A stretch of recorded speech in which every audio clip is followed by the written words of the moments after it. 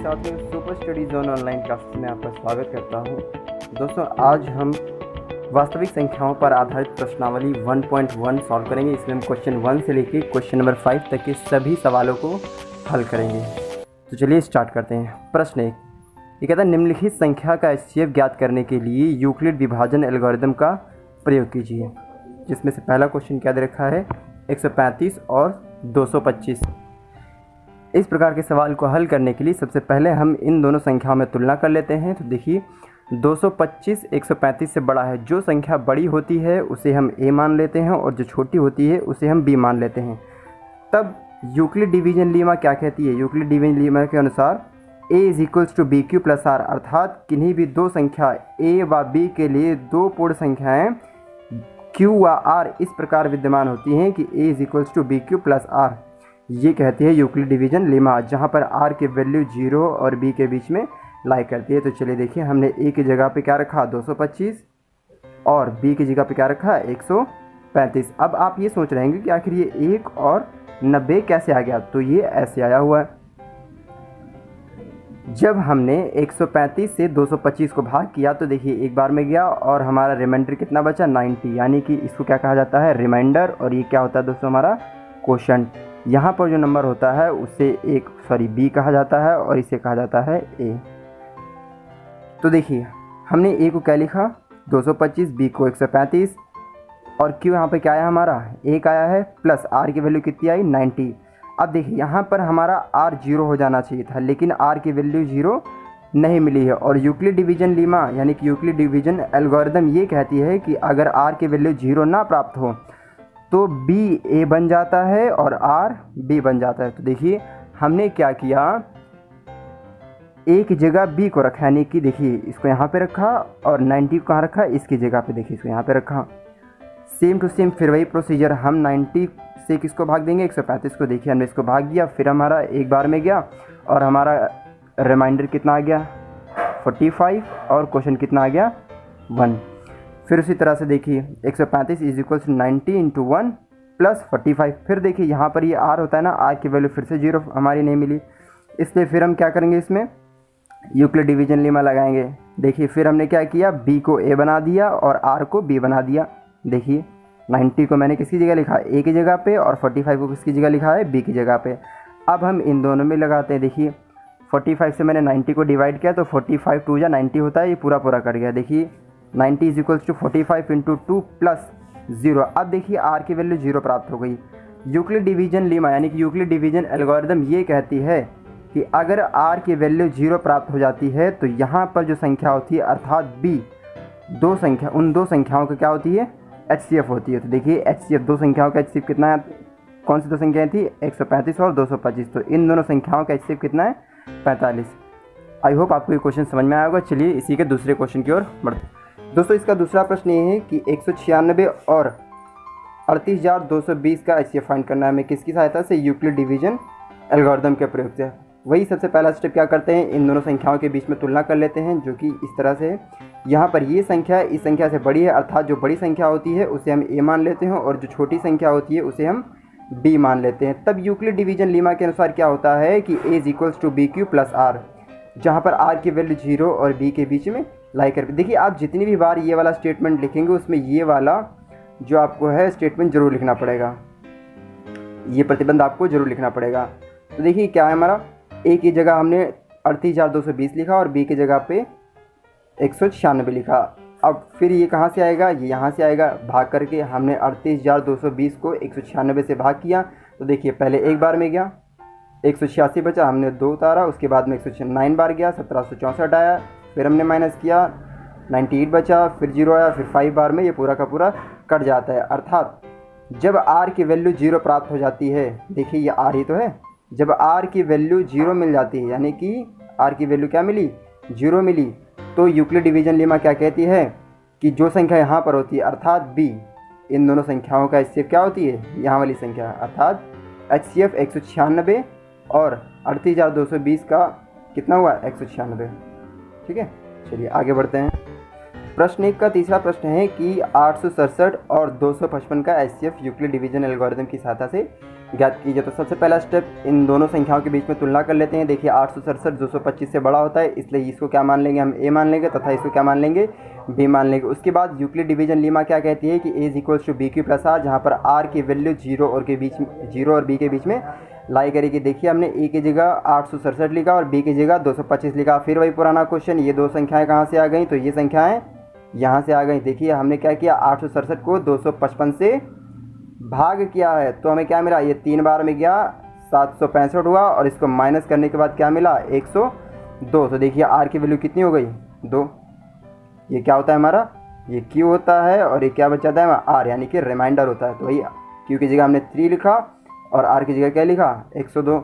देखिए हमें यहाँ पे 0 आना चाहिए था, लेकिन 0 नहीं मिला। तो यूक्लिड डिवीजन लीमा क्या कहती है कि अगर आर की वैल्यू 0 नहीं मिलती है तो हम बी को ए बना देते हैं और आर को बी बना देते हैं। देखिए हमने क्या किया, ए की जगह पर क्या लिखा, इस वाली संख्या को, और आर यानी कि इस वाली संख्या को कहाँ लिखा, यहाँ पर लिखा। आप फिर सोच रहे होंगे ये कहाँ से मिला, ये दोनों संख्या कहाँ से मिली, तो ये दोनों संख्या यहाँ से मिली। फिर हमने वही पुराना स्टेप, इसको इससे भाग दिया। देखिए हमारा रिमाइंडर कितना है, 51 आया, और क्वोशंट कितना आया, 2, यानी कि शेषफल कितना आया, सॉरी भागफल कितना आया, 2 आया। देखिए हमने इसको इस प्रकार से लिख लिया है। अब फिर देखिए यहाँ पर आर की वैल्यू हमारी 0 नहीं मिली है, इसलिए हम फिर से इसमें यूक्लिड डिवीजन लीमा का प्रयोग कर देंगे। देखिए हमने ए की जगह बी को लिखा है और आर और बी की जगह आर को लिखा है, ठीक है। तो इसमें हमने जब यूक्लिड डिवीजन लीमा का प्रयोग किया, देखिए हमारा आर अब क्या आ गया है, 0 आ चुका है, और क्यू का क्या आ चुका है, 2 आ चुका है। तो देखिए जैसे ही हमारा ये आर 0 हो जाता है तो हम क्या कहते हैं, यहाँ वाली संख्या क्या होती है, उन दो संख्याओं का HCF होती है। तो इसको किस प्रकार से लिखा जाएगा कि HCF 867 और 255 का क्या होगा, 51। उम्मीद करता हूँ दोस्तों कि ये सवाल आपको बहुत ही अच्छे से समझ में आ गए होंगे। चलिए प्रश्न 2 की ओर बढ़ते हैं, जो कि आपकी NCERT बुक में दे रखा है। देखिए प्रश्न 2 कुछ इस प्रकार से है कि दर्शाइए कोई भी धनात्मक विषम पूर्णांक 6q+1, 6q+3 या 6q+5 के रूप का होता है, जहाँ q कोई पूर्णांक है।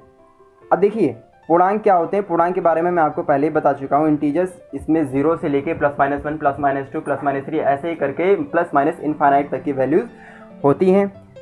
और चूँकि यहाँ पर हमारा क्या कह रहा है, धनात्मक विषम पूर्णांक होने चाहिए, यानी कि जो पूर्णांक होंगे वे धनात्मक होंगे, यानी कि सारे के सारे पॉजिटिव वाले लेने हैं, और साथ ही में कौन से दिखाने हमें, विषम वाले होने चाहिए।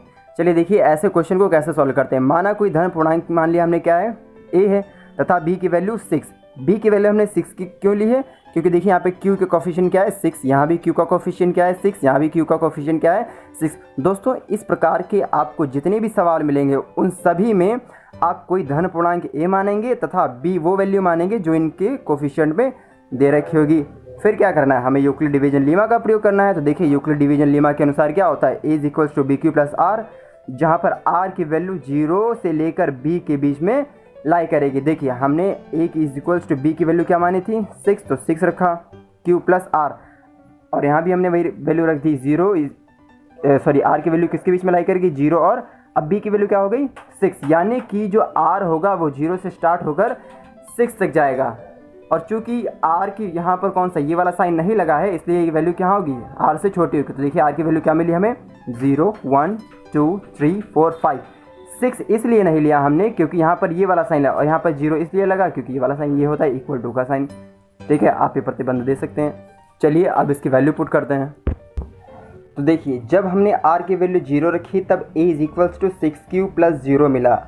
ये हमने कहाँ रखी, इस वाली समीकरण में। a is equals to 6q plus r की वैल्यू हमने क्या रखी है, 0। तो देखिए हमने यहाँ पे 0 लिखा। अब a इज इक्वल्स टू क्या आ गया, 6q आ गया। अब देखिए 6 को हम क्या ले सकते हैं, 2 × 3q, a is equals 2 × 3q। अब हमें ये पता है कि अगर किसी भी संख्या के गुणे में 2 लिखा होता है तो वो संख्या क्या होती है, सम, अर्थात a को हम क्या ले सकते हैं, 2 × 3q। और चूंकि ये वही संख्या है इसलिए इस संख्या को क्या ले सकते हैं हम, ये सम संख्या है। जब r की वैल्यू 1 तब a is equals to 6q plus 1। ये एक विषम संख्या है, क्यों, क्योंकि अभी हमने कहा था कि ये अगर सम है और सम में 1 जोड़ दोगे तो वो क्या बन जाती है, विषम बन जाती है। फिर हमने r की वैल्यू 2 रखी तब a क्या मिला, 6q प्लस 2। अब देखिए यहाँ पर 2 कॉमन हो रहा है, हमने 2 को कॉमन लिया, क्या बचा अंदर, 3q प्लस 1। किसी भी संख्या के गुणे में 2 होता है तो वो संख्या क्या हो जाती है, सम हो जाती है। चलिए आगे बढ़ते। देखिए जब r की वैल्यू हमने 3 रखी तब क्या मिला, a is equals to 6q plus 3, और यहाँ से क्या 3 कॉमन हो रहा है, तो हमने 3 को बाहर निकाल लिया, अंदर क्या बचा 2 + 1। किसी भी संख्या के गुणे में दोस्तों अगर 3 होता है तो यानी कि वो संख्या क्या हो जाती है, विषम हो जाती है। ठीक है, उसी प्रकार से जब हमने r की वैल्यू क्या रखी 4 रखी, तो a = 6³ + 4 आया। यहाँ से भी देखिए 2 कॉमन है, तो क्या अंदर बचा 3³ + 2। किसी भी संख्या के गुणे में दोस्तों अगर 2 होता है तो संख्या क्या हो जाती है, सम। पिछले कई बार बता चुके हैं हम ये चीज़। जब r की वैल्यू हमने 5 रखी है तब a की वैल्यू क्या मिली हमें 6³ + 5। अभी देखिए 6³ + 4 क्या थी, सम थी, इसमें 1 जोड़ दोगे तो ये 415 हो जाएगा। और किसी भी सम संख्या में अगर हम 1 जोड़ देते हैं तो क्या बन जाती है, विषम बन जाती है। तो दोस्तों इस प्रकार से एक प्रश्न को हमने सॉल्व किया। और एक चीज़, चूँकि इस प्रश्न में हमें सिर्फ धनात्मक विषम पूर्णांकों को दिखाना था, इसलिए हम ये वाली संख्या लेंगे, ये वाली संख्या लेंगे और ये वाली संख्या लेंगे। तो हम इसका उत्तर कैसे लेंगे, अतः किसी विषम धनात्मक पूर्णांक को 6³ + 1, 6³ + 3 या 6³ + 5 के रूप में प्रकट किया जा सकता है, जहाँ पर q कोई पूर्णांक है। दोस्तों यहाँ पर q की वैल्यू कोई भी आप पूर्णांक रख के देख सकते हैं, 1, 2, 3, -1, -2 कोई भी संख्या रख के देख सकते हैं। चलिए बढ़ते हैं प्रश्न नंबर 3 पर। देखिए प्रश्न संख्या 3 क्या कहती है कि किसी परेड में 616 सदस्यों वाली एक सेना यानी कि आर्मी की टुकड़ी को 32 सदस्यों वाली एक आर्मी बैंड के पीछे मार्च करना है। दोनों समूहों को समान संख्या वाले स्तंभों में मार्च करना है। उन स्तंभों की अधिकतम संख्या क्या है जिसमें वे मार्च कर सकते हैं। तो चलिए देखिए इस प्रकार के प्रश्नों को हल करने की 3 विधियाँ होती हैं, जो कि मैंने आपको पहले ही उदाहरण में बता रखा था कि किस तरह से सॉल्व कर सकते हैं। इनको जांच विधि से भी आप हल कर सकते हैं, भूल विधि से हल कर सकते हैं, और इन दोनों का HCF फाइंड करके भी कर सकते हैं। क्योंकि इस पाठ में हम HCF के बारे में ही पढ़ रहे हैं, तो हम इस प्रश्न को HCF के द्वारा ही हल करेंगे। तो देखिए जब भी हमें 2 संख्याओं का HCF फाइंड करना होता है यूक्लिड डिवीजन लेमा की सहायता से, तो हम क्या करते हैं, दोनों संख्याओं का क्या कर लेते हैं, तुलना कर लेते हैं। देखिए जब हमने इन दोनों संख्याओं की तुलना की तो देखिए 616 32 से बड़ा होता है, अर्थात एक को हमने क्या मान लिया, जो बड़ी वाली संख्या होती है उसे a मान लेते हैं और जो छोटी वाली संख्या होती है उसे b मान लेते हैं। तब यूक्लिड डिवीजन लीमा के अनुसार क्या होता है, a = bq + r। देखिए a की वैल्यू 616 और b की वैल्यू 32। अब फिर वही पुराना प्रश्न, भैया ये संख्याएं आपने कहाँ से लिख दी, तो ये संख्या हमने यहाँ से लिख दी। हमने 616 को किससे भाग किया है, 32। तो देखिए 19 बार में गया, कितना आ गया है हमारा, 8 आया है। और यहाँ पर रिमाइंडर कितना बच गया है, 8। और क्वेश्चन कितना है। अब दोस्तों ये सवाल मैंने डायरेक्ट कर दिया है, मतलब कि सीधे मैंने 32 को 19 से गुणा कर दिया, जिसकी वजह से 608 आ गया है। तो देखिए यहाँ पर क्या बचा, 8 बचा है। देखिए तो इसको मैंने क्या लिखा, q की वैल्यू 19 और r की वैल्यू कितनी आ गई, 8 आ गई। देखिए r की वैल्यू अभी हमारी 0 प्राप्त नहीं हुई, और यूक्लिड डिवीजन लीमा क्या कहती है, अगर r की वैल्यू 0 प्राप्त नहीं होती है तो आप यूक्लिड डिवीजन लीमा का प्रयोग फिर से कीजिए, यानी कि आप b की जगह पर a की जगह पर किसको लिखिए, b को लिखिए, और b की जगह पर किसको लिखिए, r को लिखिए, और फिर से वही प्रोसेस दोहराइए। तो देखिए हमने क्या किया, b को a की जगह पर लिखा और r को b की जगह पर लिखा। फिर हमने इन दोनों में यूक्लिड डिवीजन लेमा का प्रयोग किया, तो देखिए इस तरह से। और देखिए यहाँ पे q की वैल्यू 4 आई और r की वैल्यू कितनी आ गई, 0 आ गई। तो जो कि जब r की वैल्यू 0 मिल जाती है तो उन दोनों संख्याओं का HCF कहाँ वाली संख्या होती है, यहाँ वाली संख्या होती है, यानी कि b होती है। तो देखिए हमने क्या लिखा है, HCF 616 और 32 से कितना आया, 8 आया। तो इस प्रश्न के उत्तर को किस प्रकार लिखेंगे एक वाक्य में, इसलिए उन स्तंभों की अधिकतम संख्या 8 है जिसमें वे मार्च कर सकते हैं। तो दोस्तों उम्मीद करता हूँ ये प्रश्न आपको बहुत ही अच्छे से समझ में आया होगा। तो चलिए बढ़ते हैं अगले प्रश्न की ओर। दोस्तों अगर आपको ये सवाल समझ में आ रहे हो तो प्लीज़ इस चैनल को लाइक, सब्सक्राइब एंड अपने दोस्तों के साथ शेयर जरूर कीजिएगा। तो चलिए बढ़ते हैं क्वेश्चन नंबर 5 की ओर।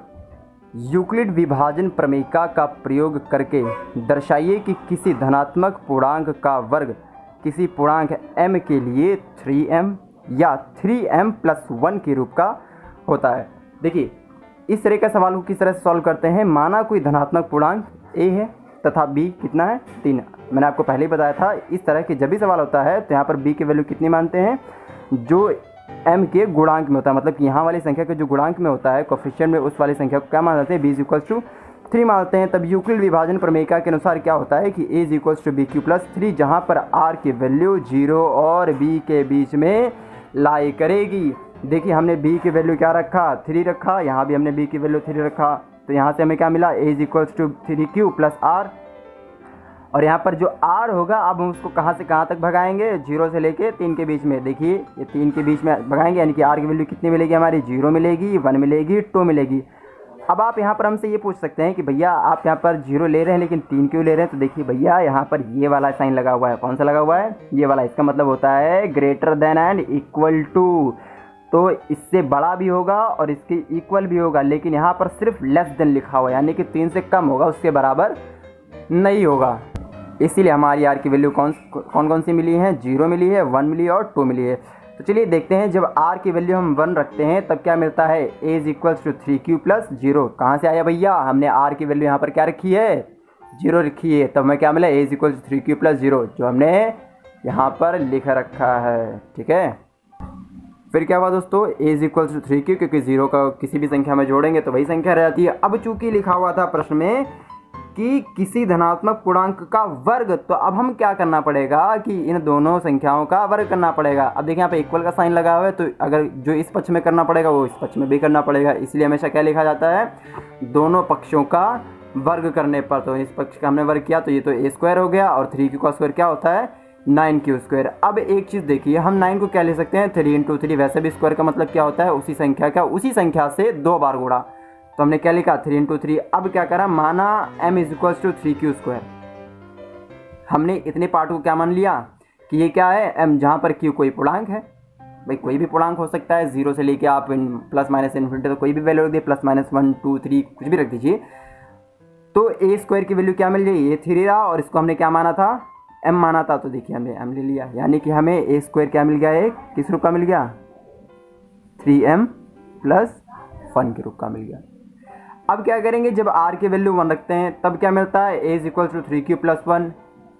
फिर वही चीज़ दोनों पक्षों का वर्ग करने पर। क्यों? क्योंकि हमें क्या पता करना है? धनात्मक पूर्णांक का वर्ग। तो इसका स्क्वायर तो क्या हुआ? स्क्वायर ही हुआ। बाकी देखिए 3q प्लस 1। अब यहाँ पर देखिए एक फॉर्मूला लग रहा है, a प्लस बी का होल स्क्वायर। क्या होता है? A square plus b square plus 2ab होता है। ठीक है, तो हमने इसको ओपन किया, देखिए 3q स्क्वायर यानी कि 9q स्क्वायर हो गया, फिर 1 का स्क्वायर यानी कि 1, फिर 2ab यानी कि 2 3 कितना हुआ? 6q हुआ। हमने क्या किया? इसको उधर भेज दिया, यानी कि इसमें से हमें क्या कॉमन मिला था? 3 कॉमन मिला था, इसलिए हमने इन दोनों को क्या कर लिया? एक पास में लिख लिया। A square is equal to 9q square plus 6q plus 1। फिर उसके बाद में स्टेप क्या किया? A square is equal to, इन दोनों में से 3 कॉमन ले लिया, क्या बचा? 3q स्क्वायर प्लस 2q, और इसमें से हमने कोई कॉमन ले लिया, इसको क्या रखा हमने? बार रखा हुआ है। अब क्या करेंगे? इस वाले टर्म को क्या मान लेंगे? m। माना m is equal to 3q square plus 2q, तो इसकी जगह पे आप क्या रख देंगे? m रख देंगे। तो आपको किस तरह का मिल जाएगा? a is equal to 3m plus 1। ये देखिए, ठीक है। उसी तरह से जब हम r की वैल्यू क्या रखते हैं? 2 रखते हैं। r की वैल्यू कितनी रखी हमने? 2 रखी, तब क्या मिला हमें? a is equal to 3q plus 2। फिर वही चीज़ दोनों पक्षों का वर्ग करने पर, a स्क्वायर बराबर 3q प्लस 2 का स्क्वायर, फिर वही चीज़ a square a plus B का होल स्क्वायर वाला फॉर्मूला लग गया है आपका यहाँ पर। 9q स्क्वायर प्लस 2 का स्क्वायर कितना होता है? 4, और 2 3 जा 6, 6 2 जा कितना हुआ? 12q। फिर क्या हुआ? हमने इसको क्या कर लिया?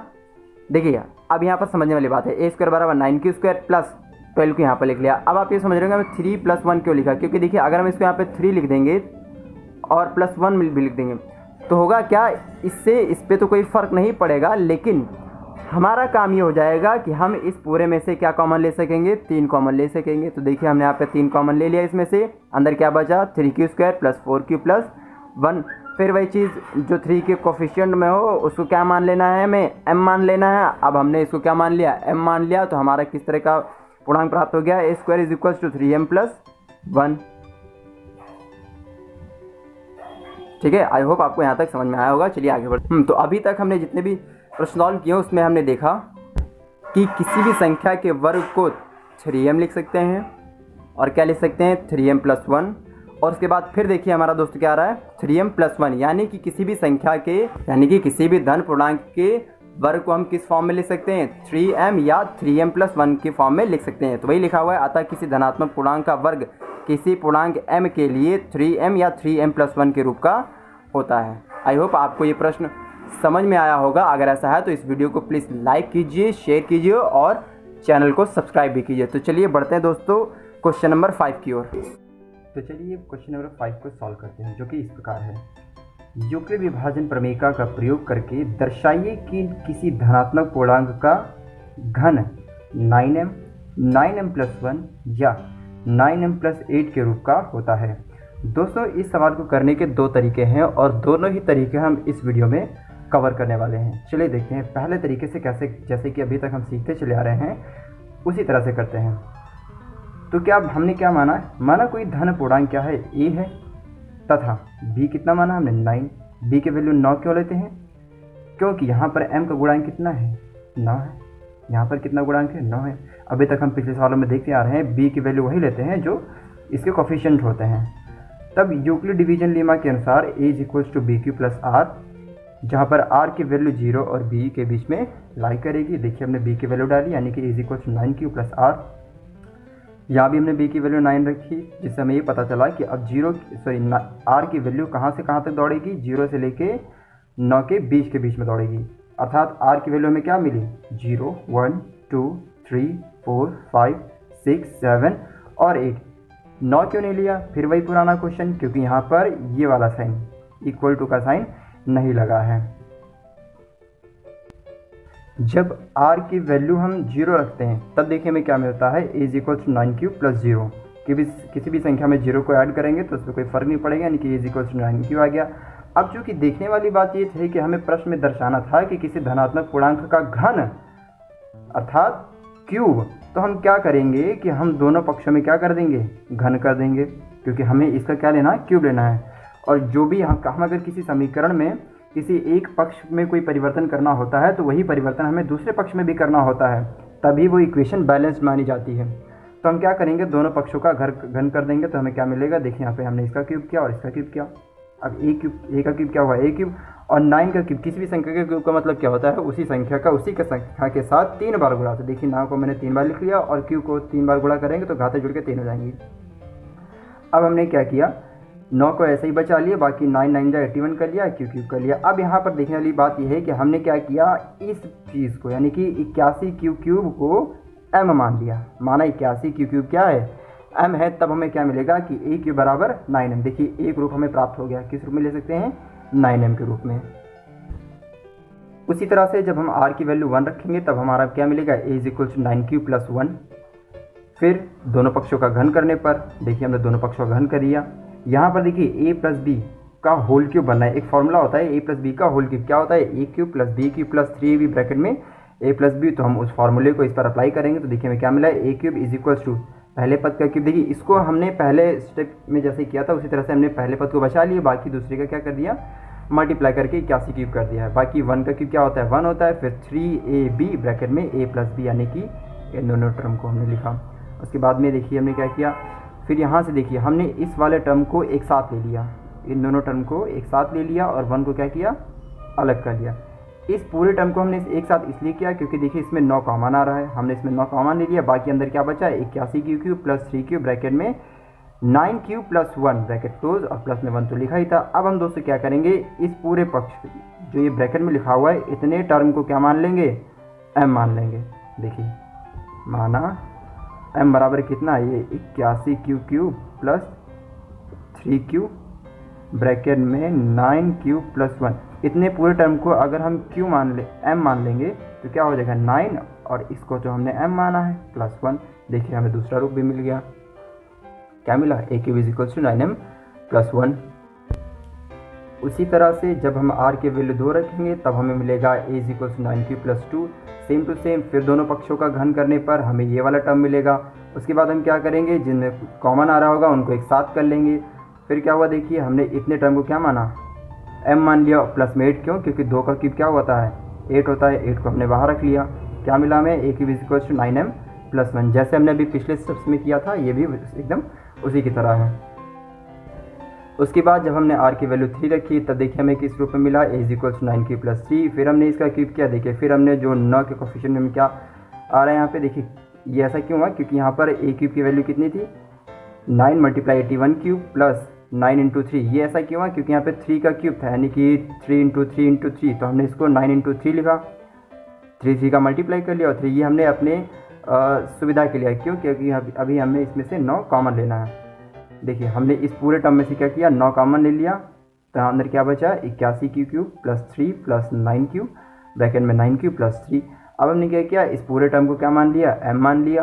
तो देखिए ये 9 तो था ही, अब बाकी इस पूरे टर्म को क्या मान चुके हैं, हम m मान चुके हैं, तो हमारा दूसरा फॉर्म आ गया। फिर से देखिए, अब देखिए ये एक फॉर्म रिपीट कर गया। अभी क्या आया था 9m, फिर क्या था 9m+1, उसके बाद क्या है 9m+8, और देखिए ये 9m फिर से रिपीट कर गया। यानी कि हम किसी भी संख्या के धन पूर्णांक के घन को इन तीन ही रूपों में ही प्रकट कर सकते हैं, r की वैल्यू चाहे कुछ भी हो जाए, ठीक है, बशर्ते उसकी वैल्यू 0 से और 0 से 9 के बीच में होनी चाहिए।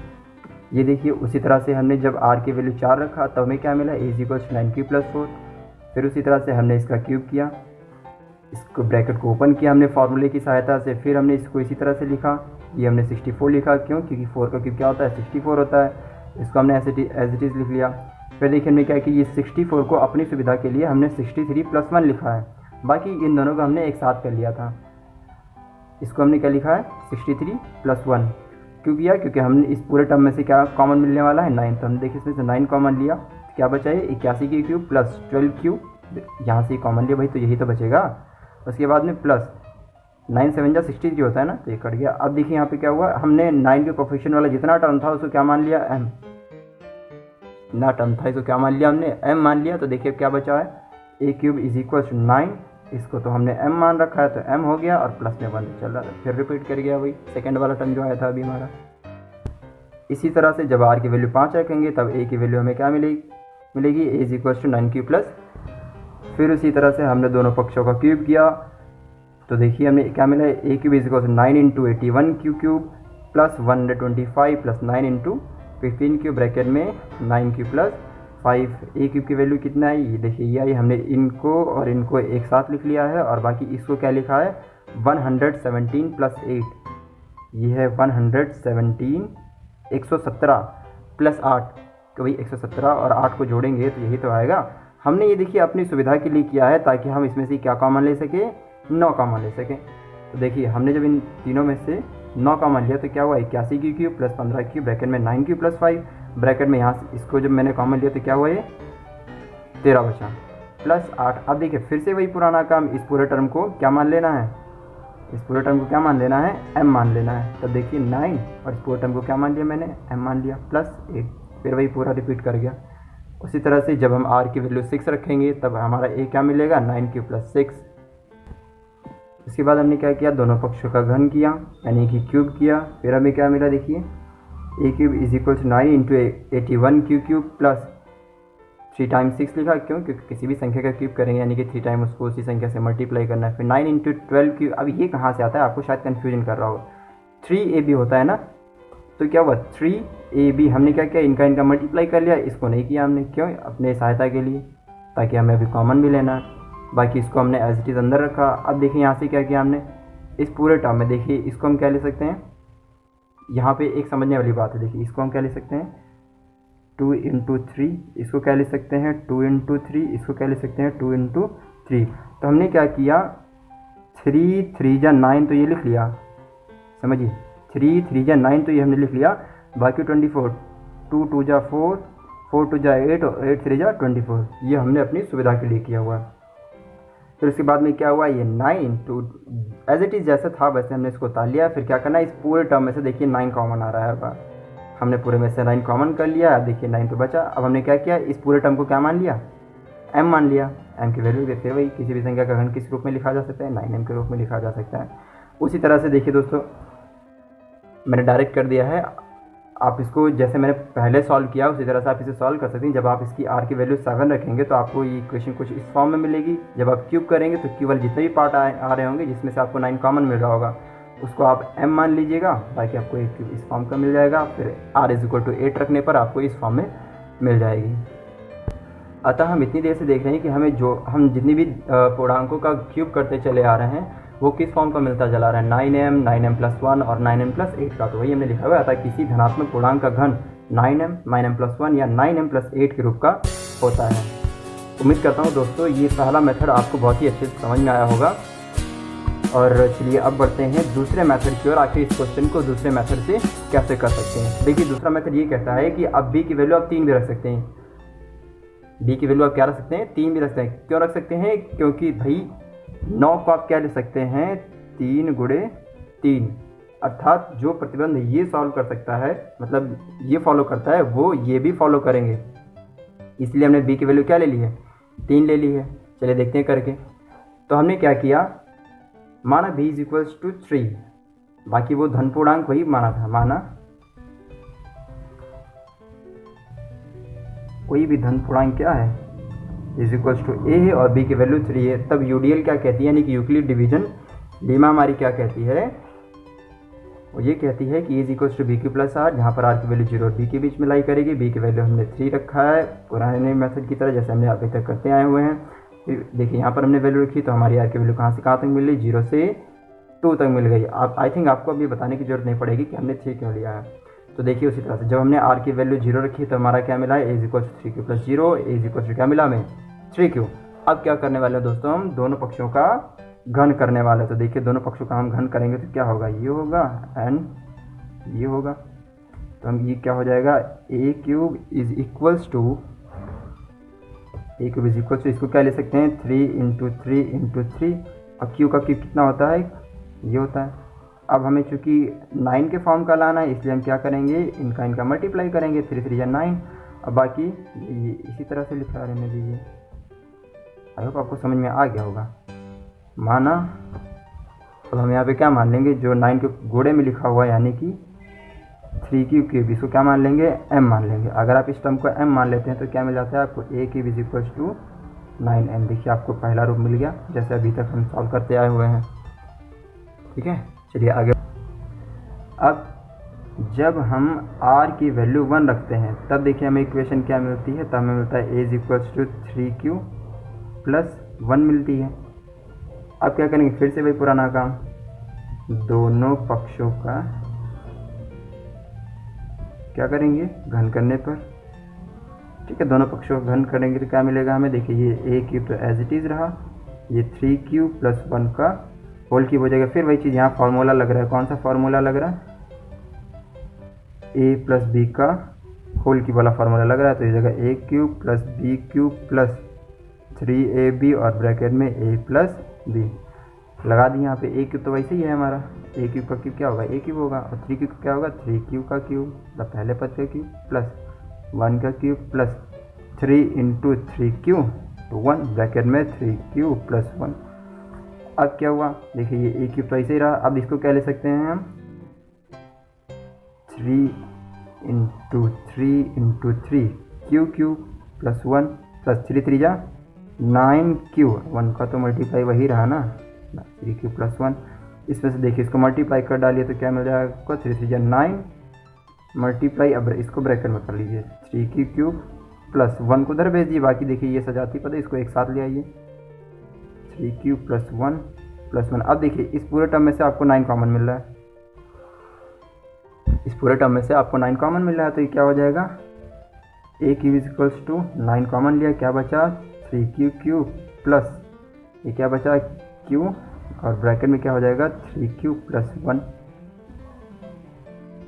और ये प्लस 1, तो एज इट इज लिखा। अब क्या करेंगे, माना 9 के गुणांक में जो लिखा हुआ है यानी कि 3q cube plus q bracket में 3q प्लस 1, इसको क्या मान लेंगे, m मान लेंगे। आगे आपका a cube is equals to 9m plus 1, देखिए दूसरा रूप आ गया। एक तो धनात्मक पूर्णांक के घन को 9m के रूप में ले सकते हैं, अब दूसरा 9m प्लस 1 के रूप में भी ले सकते हैं। चलिए अब तीसरा करते हैं, जब r की वैल्यू कितनी होगी, 2 होगी, तब a इज इक्वल्स टू कितना मिलेगा आपको, 3q प्लस 2 मिलेगा। फिर वही पुराना काम, क्या करेंगे, दोनों पक्षों का घन करने पर। ठीक है, घन करने पर क्या आप कंफ्यूज तो नहीं हो रहे, घन का मतलब क्यूब करने पर। ठीक है, तो देखिए ये क्या हो जाएगा, a का क्यूब ब्रैकेट में 3q प्लस 2 का होल क्यूब। फिर वही फार्मूला लगा दिया यहाँ पे, a cube is equal to क्या हुआ, 3q का क्यूब प्लस 2 का क्यूब प्लस ये क्या हो जाएगा 3 इंटू 3q इंटू 2 ब्रैकेट में 3q प्लस 2। अब इसको कैसे सॉल्व करेंगे, भाई ये तो वही से ही रहा। अब हम इसको आपको नहीं बताएंगे कि इसको हम कैसे लिखेंगे, क्योंकि हम पिछले कई बार बता चुके हैं। तो इसको हम 9 इंटू 3 लिखे ले रहे हैं, आप समझ चुके होंगे इसको हमने कैसे लिख लिया है। प्लस ये 8 हो जाएगा हमारा, प्लस क्या हो जाएगा 3 3 जा 9 मल्टीप्लाई 2q। अब ये भी आप समझ चुके होंगे हमने आखिर इसको ऐसा क्यों लिखा, 3q प्लस 2। देखिए सॉल्व करने पर हमें क्या मिला था, a cube is equals to 9 into 3q cube plus a plus 9 into 2q bracket में 3q प्लस 2। अब क्या होगा देखिए, इसको उधर भेजे देते हैं और जो सजाती पद है उसको एक साथ ले आते हैं। सजाती पद मतलब जो एक जैसे थोड़ा सा दिखने वाले हैं। तो ये हो जाएगा 9 इंटू 3q क्यूब प्लस ये क्या हो जाएगा 9 इंटू 2q 3q प्लस 2। अब 8 को उधर भेज देंगे, क्या हो जाएगा देखिए, इसमें से 9 कॉमन ले लीजिए तो आपको क्या मिल जाएगा 3q cube plus 2q bracket में 3q plus 2 plus 8। I think आपको समझ में आ गया होगा कि इसके बाद वाला स्टेप क्या है। जी हाँ, बिल्कुल सही सोचा आपने कि अब हम क्या करने वाले हैं, माना 3q प्लस 2q ब्रैकेट में 3q प्लस 2 क्या मान लेंगे, इसको m मान लेंगे। आगे देखिए हमारा 9, इसको तो हमने m मान लिया, प्लस 8। प्रश्न में क्या बोला था, प्रश्न में ये बोला था कि यूक्लिड विभाजन प्रमेयिका का प्रयोग करके दर्शाइए कि किसी धनात्मक पूर्णांक का घन 9m प्लस 1 या 9m प्लस 8 के रूप का होता है, जो कि हमने आपको निकाल के दिखा दिया। देखिए क्योंकि ये 9m रूप का है, ये 9m प्लस 1 के रूप का है, उसी तरह से ये 9m प्लस 8 के रूप का है। ठीक है, आई होप आपको ये पूरा क्वेश्चन जो मैंने दोनों मेथड से बताया, आपको दोनों ही मेथड समझ में आ गए होंगे। अगर आपको ये पूरा वीडियो लेक्चर अच्छे से समझ में आया और आपको ये वीडियो लगता है कि आपके यूज़फुल है तो प्लीज़ इस वीडियो को लाइक कीजिए, शेयर कीजिए अपने दोस्तों के साथ। और अगर आप इस चैनल पे नए हैं तो प्लीज़ इस चैनल को सब्सक्राइब कीजिए। मैं इस चैनल पे बहुत ही जल्द आपको क्लास 6 से लेकर क्लास 12 तक के मैथ्स एनसीईआरटी के सभी लेक्चर सीरीज प्रोवाइड कराने वाला हूँ। Thank you so much for watching this video.